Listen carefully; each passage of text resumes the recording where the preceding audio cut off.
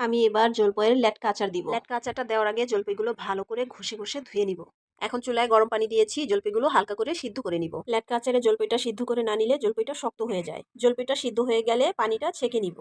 ঠান্ডা হলে জলপাইগুলো আমি আধো আধো করে ভেঙে নিব। এই জলপাই আচারটা খিচুড়ি বা পোলাওয়ের সাথে খুবই ভালো লাগে। এখন আমি কড়াইয়ের মধ্যে দিয়ে দিব সরিষার তেল। তেলটা গরম হলে দিয়ে দিব রসুন আর সরিষা বাটা।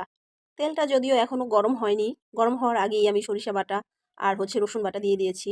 আপনারা চাইলে একটু মরিচের গুঁড়ো দিতে পারেন, আমি কিন্তু দিয়েছি। একটু লবণও দিয়েছি। এখন মশলাটা ভালো করে কষিয়ে নিব।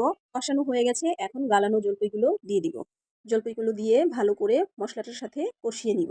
এই আচারটা যে কি ভালো লাগে আমার কাছে। আমি প্রতিবার জলপাইয়ের 2-3 রকমের আচার দিই। আচার দিতে আমার কোনো আলসামি লাগে না। এখন দিয়ে দিব বেশ খানিক চিনি। চিনিটা না দিলে এই আচারটা মজা লাগে না। এই আচারের নাম হচ্ছে টক ঝাল মিষ্টি। আচারটা ভালো করে আমি নেড়ে চেড়ে দিব, চিনিটা গলে যাবে। আমি কিন্তু পানি দেইনি, চিনিটা গলেই শিরা বের হবে। এখন দিয়ে দিব আমি পাঁচফোড়নের গুঁড়ো, একটু বেশি করেই দিব যাতে ঘ্রাণটা ভালো আসে। অনেকে হচ্ছে রসুন সরিষা আর পাঁচফোড়ন একসাথে বেটে দেয়, আর আমি পাঁচফোড়নটা ভেজে গুঁড়ো করে দিই, এটার ঘ্রাণটা বেশি আসে। হয়ে গেল আমার জলপাইয়ের ল্যাটকা আচার। আচারটা কেমন হয়েছে বন্ধুরা?